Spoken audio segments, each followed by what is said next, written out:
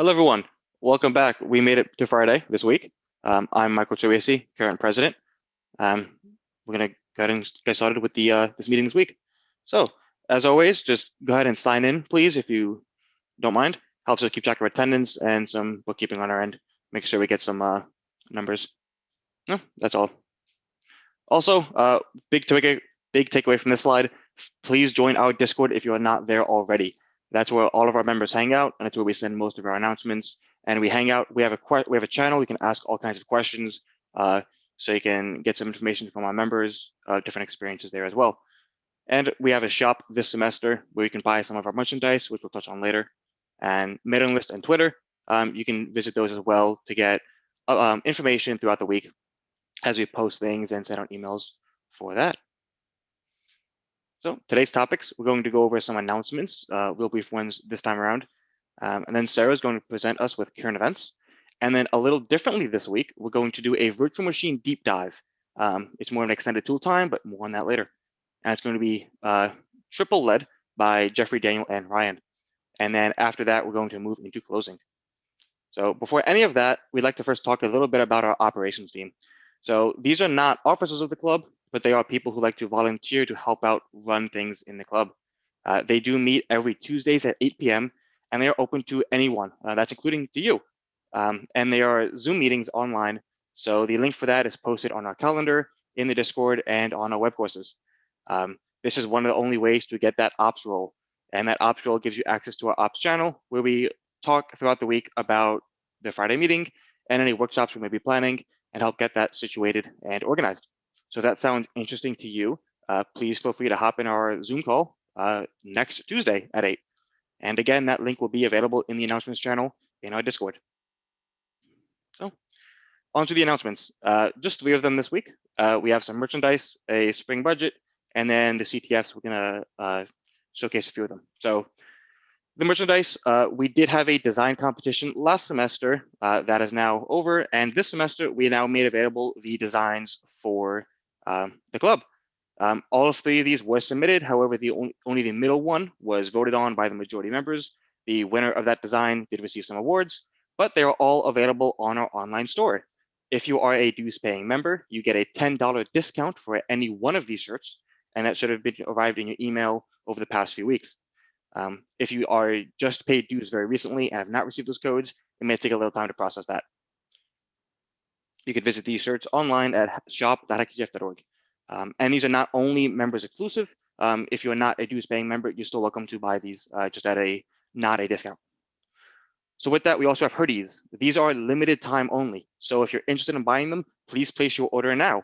Once the timeline passes, there will not be another chance to get this purchase.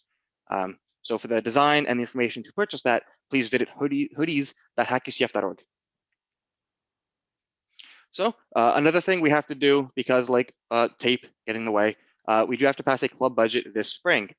We did pass one last fall. This is essentially a copy paste of the budget for the fall semester. I'm sorry, the spring semester. This is basically outlining the stuff we're allowed to buy and spend money on the club. And you can visit the budget at hackysf.org/budget. If you are a dues paying member, or even an active student member, you're eligible to vote on this. And that link will be available on Night Connect. Addison, do you have anything to say about that? I'm going to send the link in the active student members channel in Discord. If you've attended at least one meeting prior to this in the spring semester and can't see that channel, please send me a DM. I'm Addison on Discord. I'll work it out this meeting. Thanks. All right, that's it. Okay, cool. Thank you. So keep your eyes posted in that channel in our Discord. So we'll review that at the end of the meeting as well, the results of that. So CTFs upcoming, we have you can practice capture the flag 24/7, all access basically. This is hosted by us, so it's online all the time, and it's a nice way to get started into CTFs. There are some basic challenges ranging to more difficult challenges. Hosted by us, you can visit that at ctf.hackysf.org.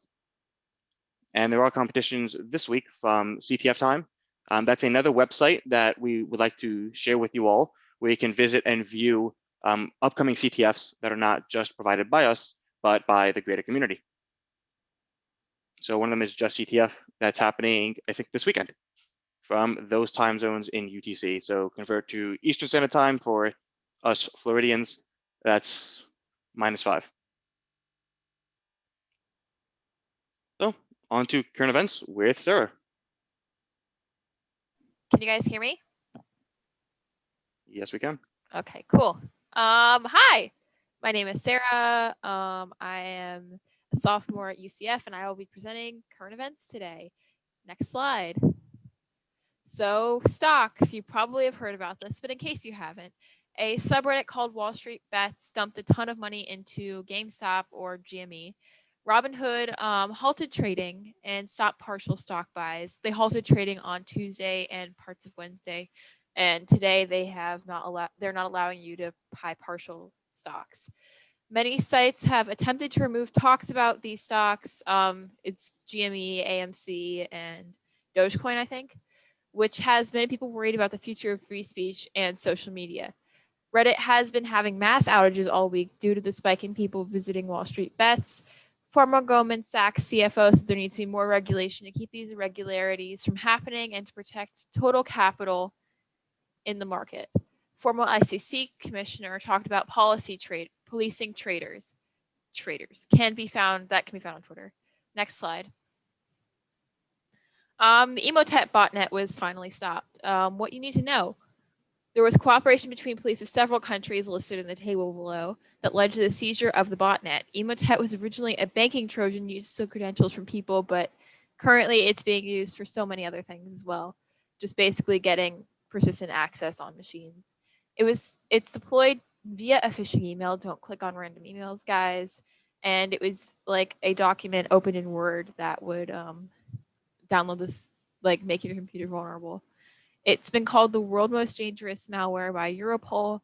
The Emotet botnet has been running rampant since 2014, and governments are hoping to be Emotet free by the summer, which is good news. Next slide. There has been a major pseudo vulnerability, and it is actually 10 years old, and it's been under our nose this entire time. What you need to know about this vulnerability. It allows attackers who have low-level privileges, like a regular user account, but aren't sudoers, to use a sudo command. This vulnerability was patched recently, so make sure to update your operating system. The vulnerability works by weaponizing sudo's ability to escape characters to input malicious data. Qualys, a research firm, has developed several versions of this exploit for Ubuntu 2004, Debian 10, and Fedora 33. So patch your Linux systems, and if you want to know more about like the really technical details, Qualys has like a white paper on it. Next slide. Apple patches 3 exploits in emergency patch. Apple says these vulnerabilities were currently being exploited in the wild. The company described the kernel flaw as a race condition that the update addresses with improved locking. If exploited, the vulnerability can allow a malicious application to elevate privileges. And that came from threat posts, and the next one comes from threat posts as well. The WebKit vulnerabilities are both logic issues that the update addresses with improved restrictions, according to Apple. Exploiting these flaws could allow a remote attacker to cause arbitrary code execution. As usual, Apple provided no further information about the vulnerabilities, although it's possible they will after the majority of devices are patched. Patch your iOS devices. It's iPhone and iPads. Next slide. That's it. Yep. That's all. Thank you, Sarah, for the current events. No So problem. now this week we're going to do something a little different, but we're going to bring back tool time. Now this is not the normal tool time that we've previously done. And if you're new here, tool time is a event that we do in the beginning of a meeting, and we present a tool or some sort of software that's really useful that you're going to be using in the field or in a career someday. So what we're going to do this week is we're actually going to do a deep dive into a specific tool or platform, this one being virtual machines. So this will take up the remainder of the meeting until closing. So with that, I will give it away to Jeffrey, Ryan, and Daniel to take it away. Thank you. So next slide. So what is a virtual machine? In short, it's a computer inside of a computer. Typically, a VM is an isolated environment that functions similarly to actual hardware. This is very useful if you want to run different OSs to test a program on, test out potentially unsafe software like malware, running cloud servers, or even if you just want to play Space Cadet Pinball as it once was. Next slide. So when someone says VM, they mean one of two things, a process VM or a system VM. A process VM executes a single program independent from the base underlying hardware.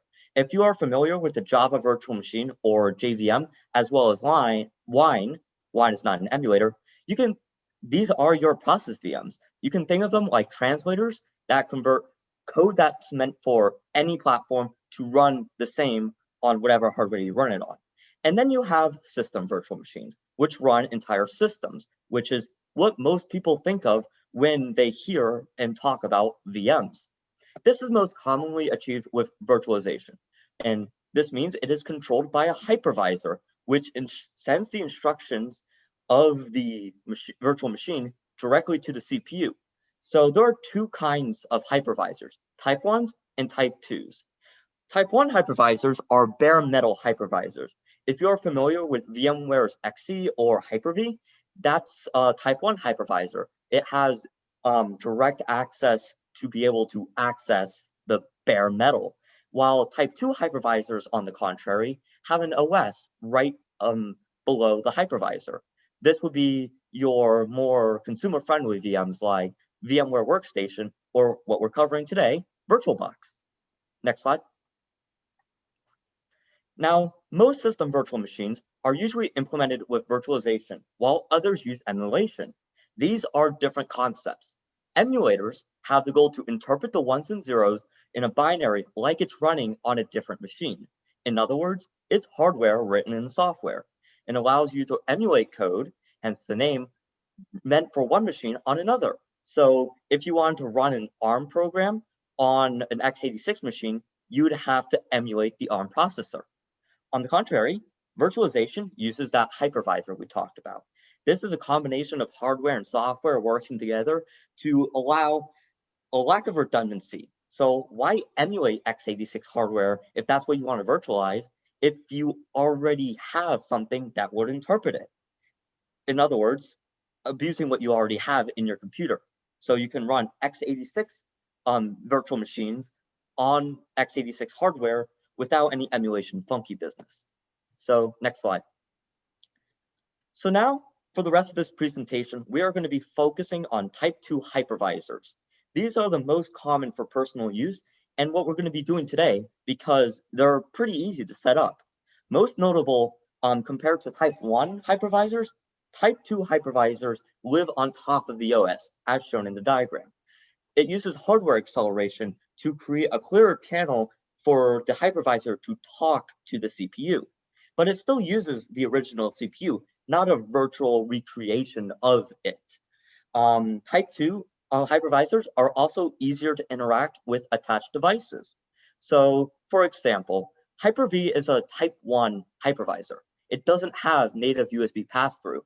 And if you were at our first meeting this semester, when Crocy and I did the VM demo with malware, you might recall that we accessed a VM that had a USB attached, but it was running on a type 1 hypervisor.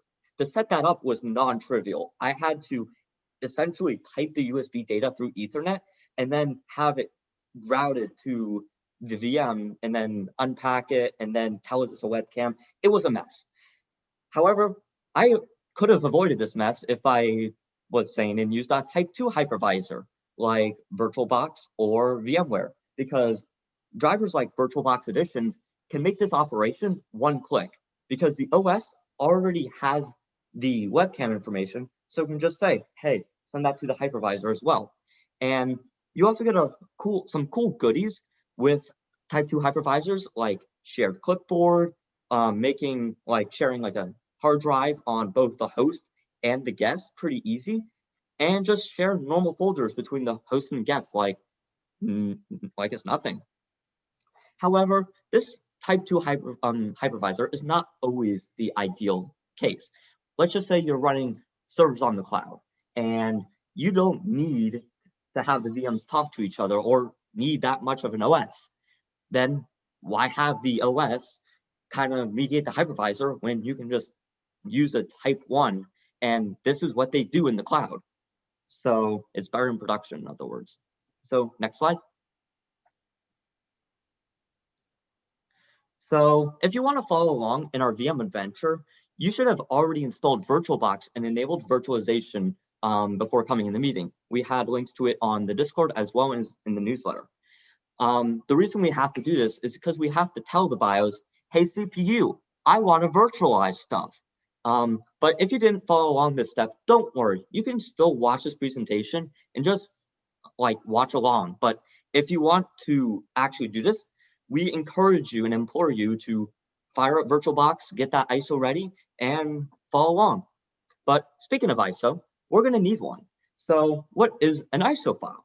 An ISO file, you can think of like a virtual DVD. If you're familiar with macOS and the DMG file format, it's similar to that. It mounts a virtual hard disk onto your machine, and the OS will just treat it like you have an actual DVD or USB drive attached. These ISO files can carry anything from music to movies, and in our case, install media. It's like inserting that Windows XP install disk on actual hardware, but instead of having a real DVD and a real machine, you have a VM, the hypervisor behind it, and this ISO file to be your virtual DVD. So now I'm going to hand things over to Daniel in order to go more in depth on how to configure the VM. So take it away.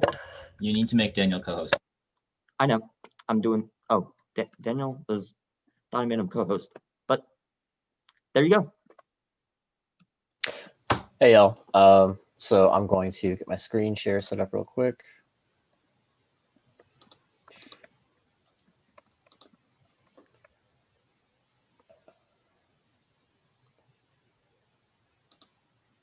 Let's do. All right. Can everyone see my screen? Yep. Cool, because I can't see anyone else's stuff now. So real quick, just to make sure everyone's aware, I'm starting from VirtualBox being installed with extensions, all of that. If you need to follow along, or if you need to know how to do that, virtualbox.org right here is where you download everything. You find your OS, follow along. It's pretty straightforward. We've done workshops on it in the past, and we're not going to be covering the actual like getting VirtualBox spun up right now. So if someone would like to stop me for any kind of questions or anything, please feel free to, but I can't see the chat, so just interrupt. All right, so first things first, let's go over the UI real quick. As you can see right here, I have a Windows 7 VM sitting here. This is just like an example to give you like what exactly you would see when the operating system is, when the VM has the OS installed and is all set up and everything is good. We've got a bunch of general properties, some system properties, display, storage, audio, network, USB, and that. And I believe that Ryan is going to go more in depth with those fine-tuned configurations. But for now, let's just go ahead and get something really simple set up. So you click New, and let's call this my Ubuntu machine, if I can spell. All right, so it's got this really great auto detection feature where it will read what you type in and try to assign that to a VM. So if I were to type Windows, it picks Windows. But we're going to go back to Ubuntu. All right, Linux, Ubuntu 64-bit, because 64-bit machine. Machine folder is where it's going to put the machine once it spins it up. We're going to go ahead and click Next. Now, on memory size, there's like a lot of like personal preference here. Obviously, like know your machine and know like what it is that you have available. I've got 16 gigs, so I've got a little bit of free play. I like to keep at least 4 gigs reserved for my host machine at all times anyway. And realistically, you're probably not going to need more than 8, but in some situations you might. I like to assign 4 gigs to I like to assign 4 gigs to all the virtual machines that I spin up, because that gives me enough headroom if I need to do something like Hashcat, or if I'm using like special tools or whatnot. You, by technicality for Ubuntu, per their specifications, you don't need more than 2 gigs, but 4 gigs is, you know, pretty decent. Go ahead and click Next. Hard disk. So you've got a bunch of options when you get into this. when it asks for a virtual hard disk, what that's basically saying is it's going to provision an allotment of your hard drive that's going to be isolated from your host machine. Now, your host machine can still get into those files. It's just not necessarily easy to do. And what that's going to do is it's going to create a container by which your guest VM can't or won't be able to escape under normal conditions unless you enable those features, or some very, very, very specific like privilege escalation and like code execution occurs. We're not going to get into the technicals of container escape though, because that would be like way too much. For now, we're just going to go ahead and click create a virtual hard disk now. And it's going to give you 3 types. I'm going to select VDI, or the VirtualBox disk image. VHDs and VMDs are equivalent in many ways. There are some very specific situations where in which you would want a VHD over a VDI, but they're really, really niche, and you're not going to encounter those unless you're doing something very specific. And in the case that you are, you'll be like told about that, or that'll come up in someone else's like documentation. So we'll click VDI and then select next. Cool. Storage on physical hard disk. So you have 2 options here. You've got dynamically allocated and you've got fixed size. Your dynamic allocation is basically going to say you've got a maximum threshold of what it can go up to, but it's going to keep it as small as possible. Fixed size just means that you're going to get that whatever you set it at, that's what it's going to be, and that's all you're ever going to have. So if I know that I need about 10 gigs, but like maybe I'm going to need more occasionally, I can dynamically allocate 25 gigs and only use like my range of 10 normally. But like, let's say that I need to bust through that for like a very large file download, or let's say that I'm doing some kind of like forensics investigation, right? And I need to unpack a file that's like larger than, or like I need to unpack another virtual disk image that's larger than like 10 gigs. Having provisioned dynamically 25 gigs will let me scale up to whatever I need, do my operations, and then scale it back down afterward. Dynamically allocated also makes things a lot easier. So that's what we're going to pick for this one. So go ahead and select dynamically allocated and click next. All right. Now, this is going to select where your file location goes. Going to assign 10 gigs for this operation. And I just want to double check and make sure that this is going to go where I need it to. That's good. So you know your implementation of your OS. So if you installed it yourself, you really know. And if you didn't install it yourself, then it really is going to depend on where you want this to go. This is very much a systems level like decision that you have to make. If you have a bunch of extra space on a non like NVMe disk, then you might want to put it there. If you're going to spin up like 10 VMs and you're going to keep them all concurrent, you might not want to like take up the same partition that you have your operating system installed on. If you are only doing like 1 VM and you're just going to do this for like CTFs and you're going to like nuke it right afterward, then maybe you want it on the fastest hard drive that you've got access to, or you want it directly on like your M.2 slot. This is all going to come down to you. For me, that's going to be on my slower 1 terabyte hard drive. So that's a path that's going to go to. I'm going to provision it there, but you know your stuff best. So select what works for you. When you are ready, go ahead and click create. Cool. And now what that's done, it's not installed the operating system or anything. That is just built the box that we're going to put the operating system into. Essentially, this powered off Ubuntu tile right here is a virtual machine waiting for an operating system. So let's move on to that. What you'll do is you'll select what you want to spin up and you'll click start. Cool. And now it's going to ask for a startup disk. This is where you will select your ISO file or your operating system of choice. For this installation, like we said before, we're going to be doing Ubuntu. I believe we're going to be doing Ubuntu 2004 desktop. If you had a Windows box you were trying to spin up, we could do Windows. If you wanted to do a Kali install from scratch, you could do that. Maybe you're one of those funky people who like to actually run CentOS, so that's when you would choose CentOS. Down here, you'll go ahead and click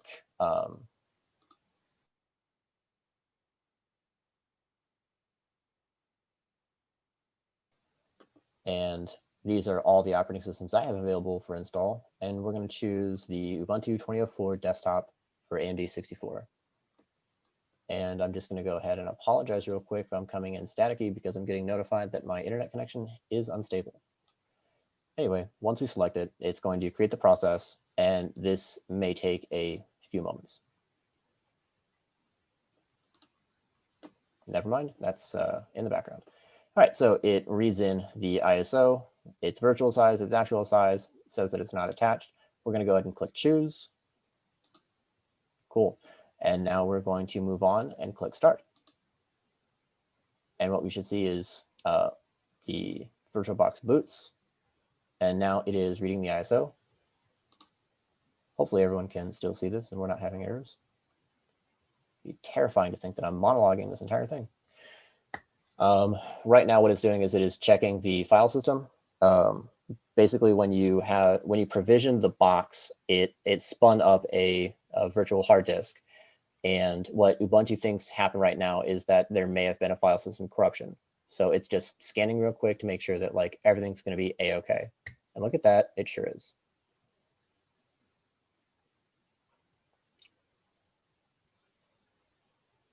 As we continue on, there are going to be periods of like a lot of just letting this thing run to do what it needs to do. I'm going to try to fill that with as much information and useful knowledge as possible, but it would be absolutely the best time to just go ahead and stop me and ask questions about the process, about anything. You know, you can let me know if you're out here diamond handing like the rest of us, or if you paper handed out earlier in the week.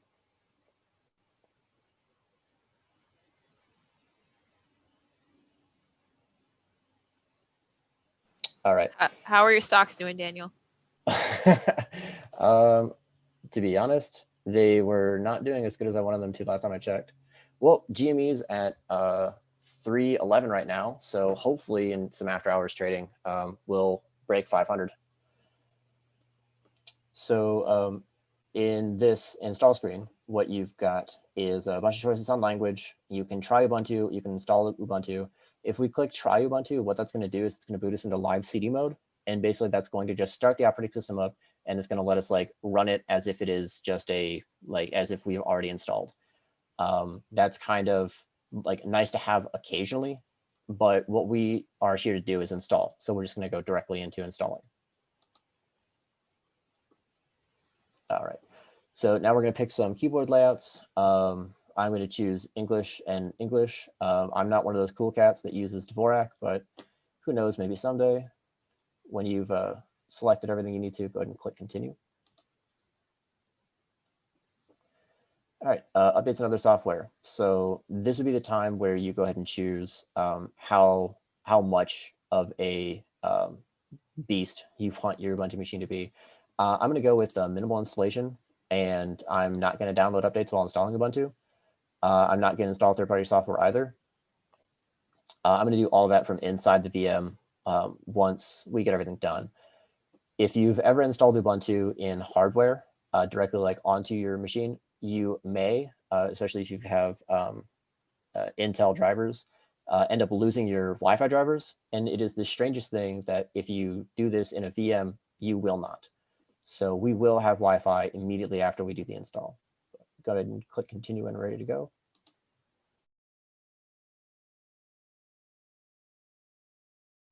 And it's going to sit there and think about it for a little bit. All right. So installation type, we've got erase disk and something else. We're going to choose erase disk, and it's going to give us this neat little warning that says it's going to delete all your stuff and poo-poo and yada. Don't worry about that, because we provisioned a disk before. We do not need to worry about it deleting anything.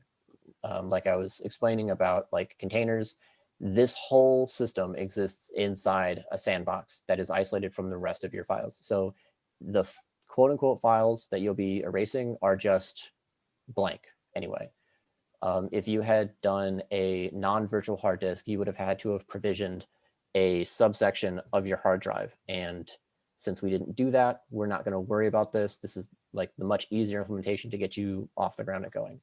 So we're going to click Erase Disk and Install Ubuntu, and we're going to click Install Now.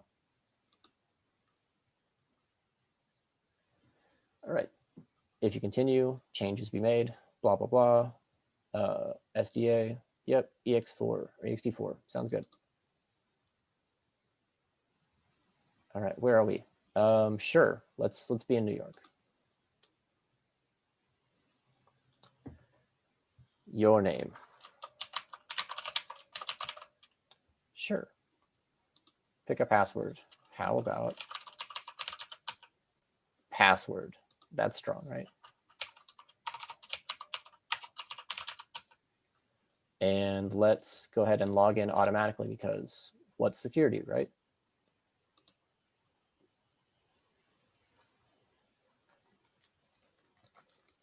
In that last section, I was just kind of like filling in some nonsense just to get through.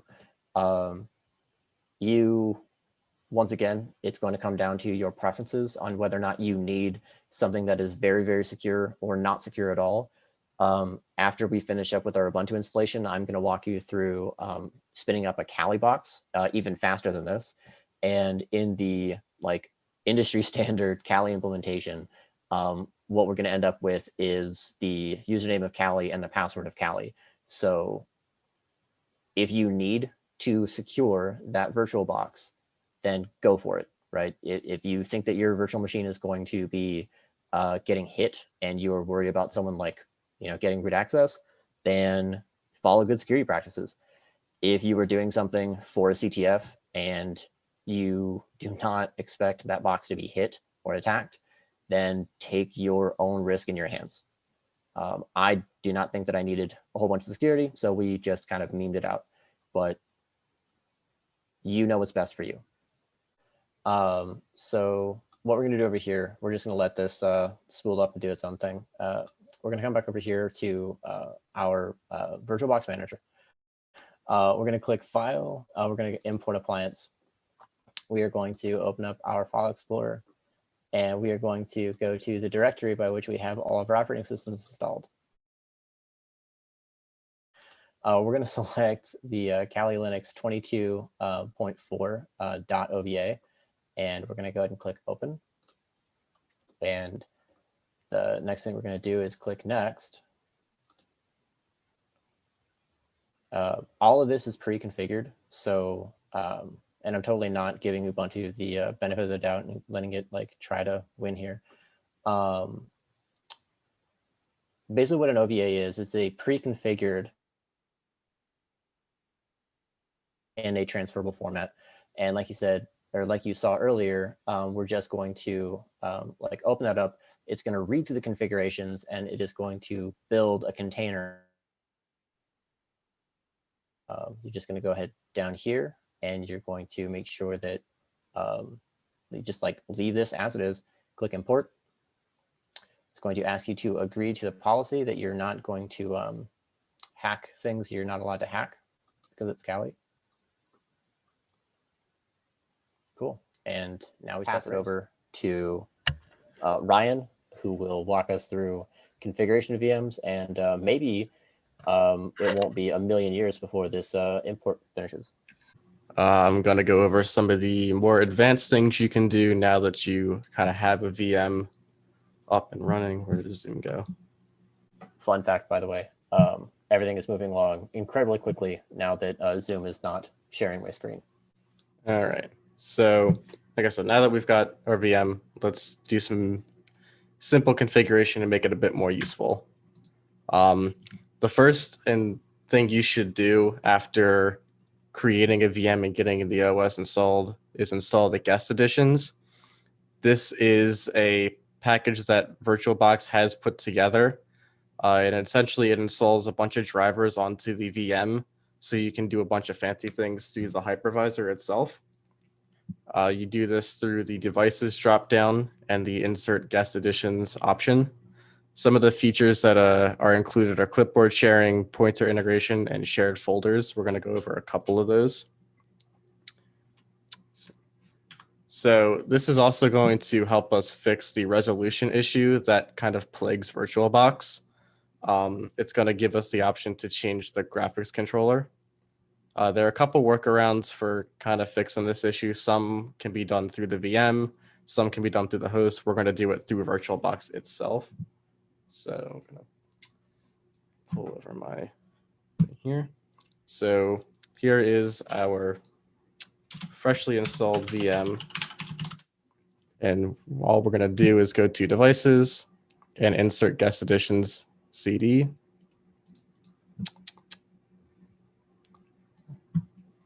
You see it's like it shows up here. You've inserted a CD. Do you want to run it? Yeah, we're going to run it. It's going to ask you for your password. And then it's going to go through and install a bunch of stuff.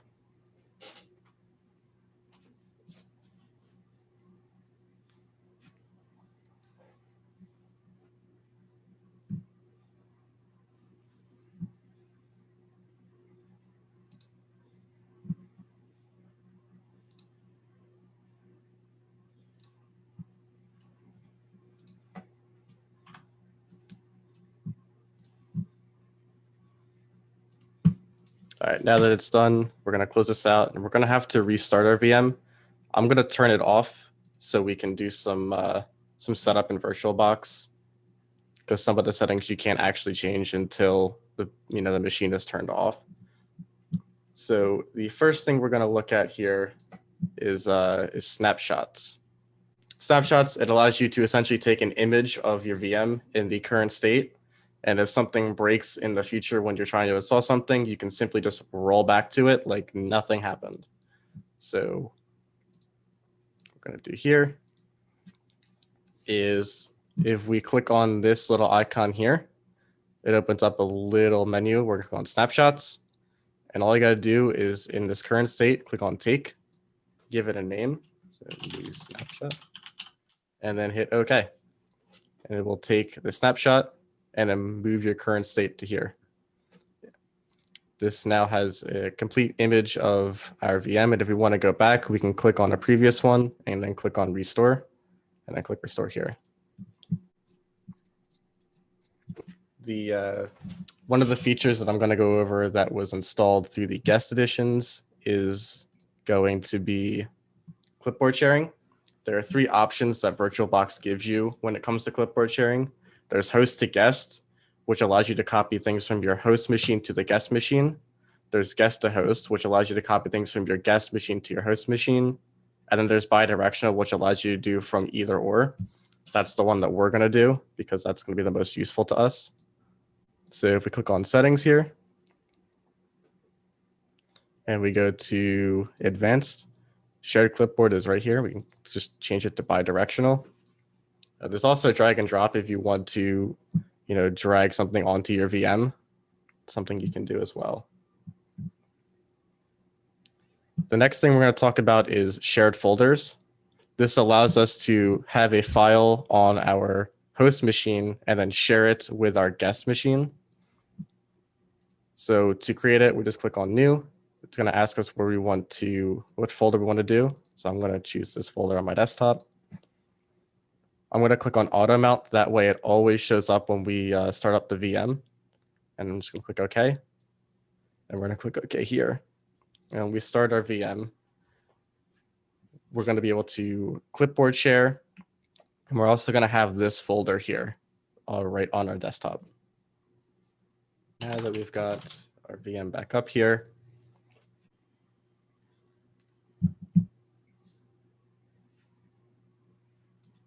we go to our file explorer. You see right here, this is our shared folder. So if I just create test folder here and then minimize this, we can come here and there's our test folder. So now we've got a way to share files between our host machine and our VM, which is great for if you're doing stuff, Kali stuff. I know where I've kind of had to copy back and forth between because of issues with the VM sometimes. The other thing we have is clipboard sharing. So you can just copy this. Here, there we go. Open a text editor. There we go. And we can paste, and just like that, now we've got copying to our VM, and we can go VM to host. Copy here and paste. So now we can copy paste between our VMs, making it a lot easier to share clipboard and files now. Presentation here. So the next thing that we're going to go over is port forwarding. This is going to be a little bit more advanced with the networking side of the VM. This is what we're going to do is really only going to work on the network adapter, and it's going to allow us to pass traffic through the host machine to the VM.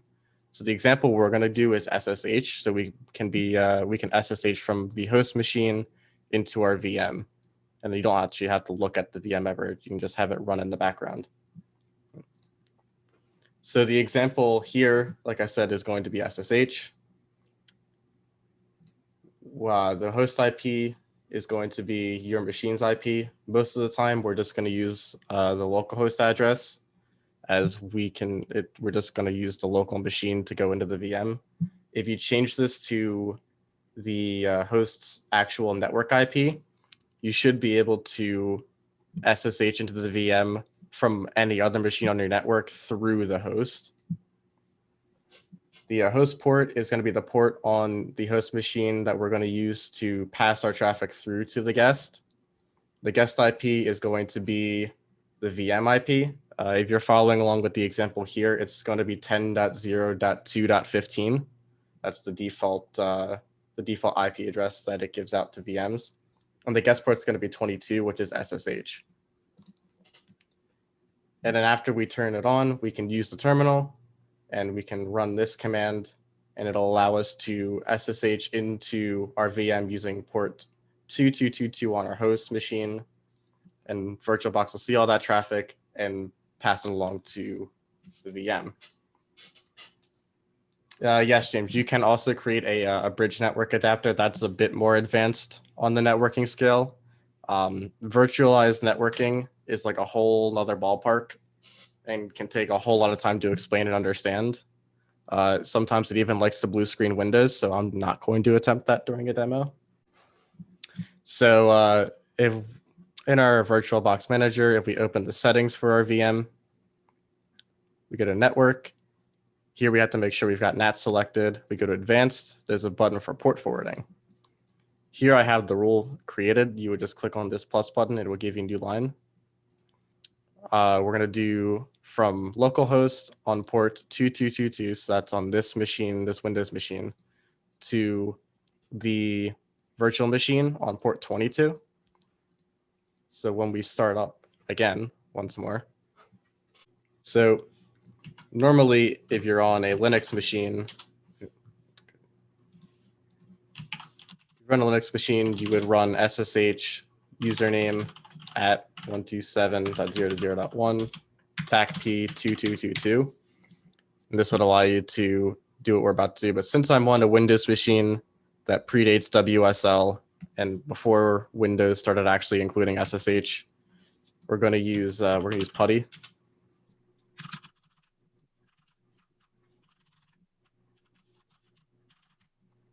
And there we go. So I can log in. And now I'm SSH into the machine. I can make a directory as CD desktop. And just like that, there's our directory. I'm truly SSH into it here. So there are a couple more things you can do. VirtualBox comes with command line tools pre-installed. It allows you to essentially do the same thing that the GUI manager was doing, but there's a few more things that you can do as well, like enabling some certain features. a recent example of me having to do this was nested virtualization. So you could put a hypervisor and a hypervisor. So like you can have VirtualBox running on your Ubuntu virtual machine, and you can make it like Inception. That is pretty much all of my stuff I have here. So Hello, everyone. Thank you all for coming today. This was a pilot for a new type of format we're doing. We did discover some kinks. We definitely will have those fixed for the next time we do this, probably at the end of next month. So sorry about all the waiting and stuff, but again, first time. So thank you for staying with us, those that did. So we're going to close out. Thank you, everyone, for coming to this week's meeting. Next week, we're going to go back to the traditional format, and I believe have someone from X-Force Red come out and speak about hacking Active Directory. So hopefully that sounds interesting to some of you. And we will actually go over the budget results now, just to get that finalized. The budget passed 9 votes for yes, 100% yes vote. Okay, cool. Thank you, no one for voting no. Appreciate it. So we will see you all. We will see you all next Friday for that meeting. So have a good one.